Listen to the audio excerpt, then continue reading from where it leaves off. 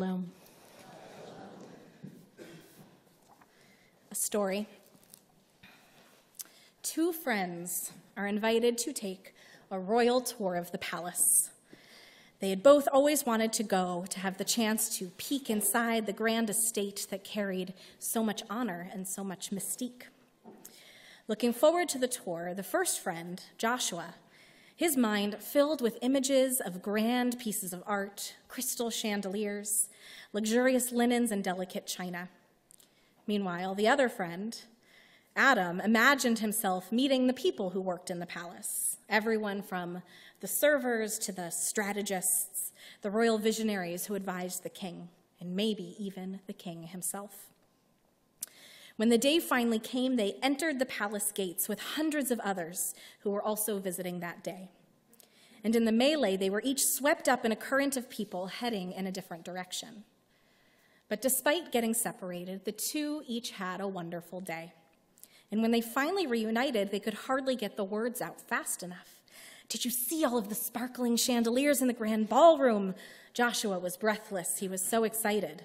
"The chandeliers? What? No, when I was in the grand ballroom, I spoke to the servers and asked them all about where they came from and what they enjoyed about working in the palace," Adam replied, confused. "But the china.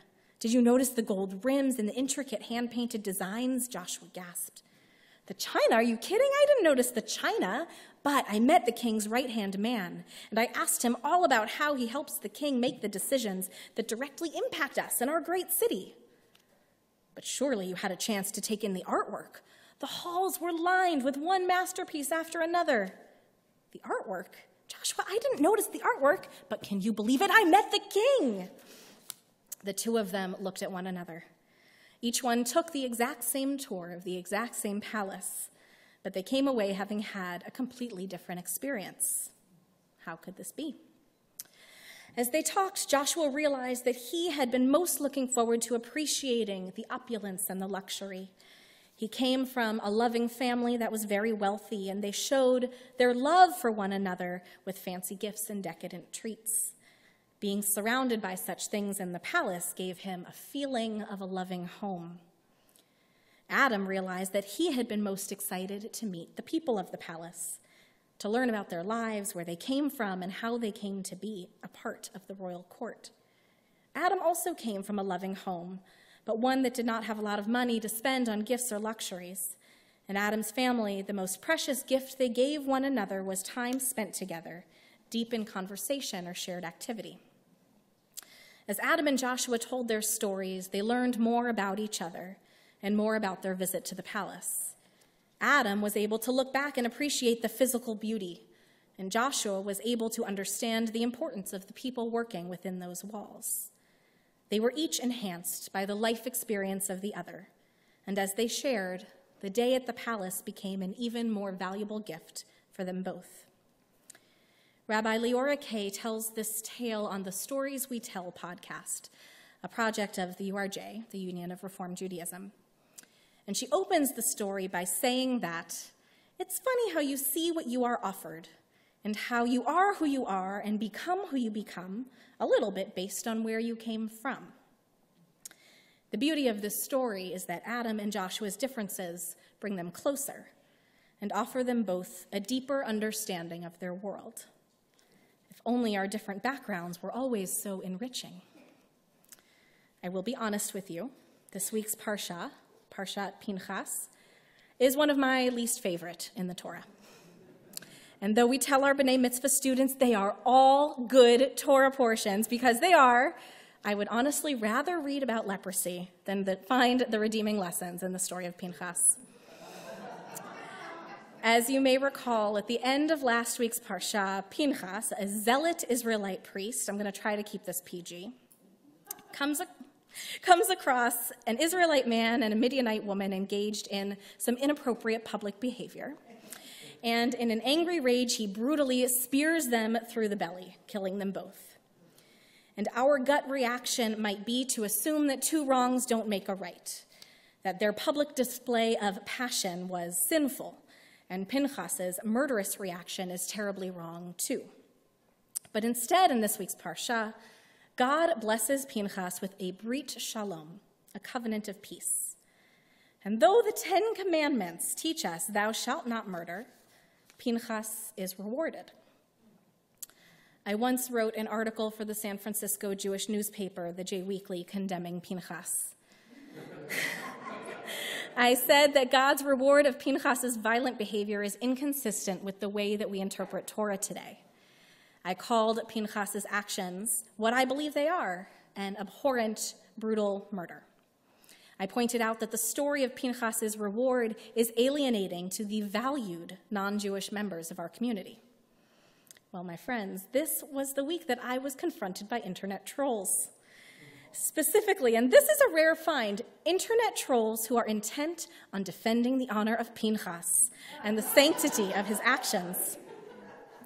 I was called Miss Barkin, which for a number of reasons is not my name.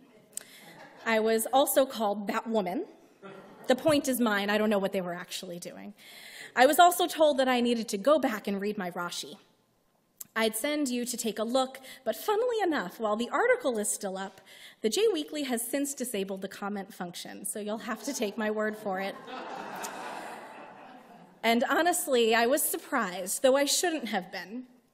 At the time, it did not occur to me that there would be many Jews out there who did not share my disdain for Pinchas. You see, I come from a certain background, and in the words of Rabbi K, it's funny how you see what you are offered and how you are who you are and become who you become a little bit based on where you came from. I was raised to question Torah and grapple with its lessons and read our sacred stories in the context of our modern lives. I was taught that this elevates the holiness of our ancient text. But this is not the way that Torah is always taught. There are those who are taught that the word of Torah is truth, no matter what. There are those who are taught that Pinchas's zeal is something to celebrate, not something to challenge. We can each read the same Torah and come away with drastically different lessons. It is as if we both took a tour of the same beautiful palace, and one remembered the opulence, while the other remembered the occupants. The obvious beauty of the palace story is the way that each man is enhanced by the other's experience.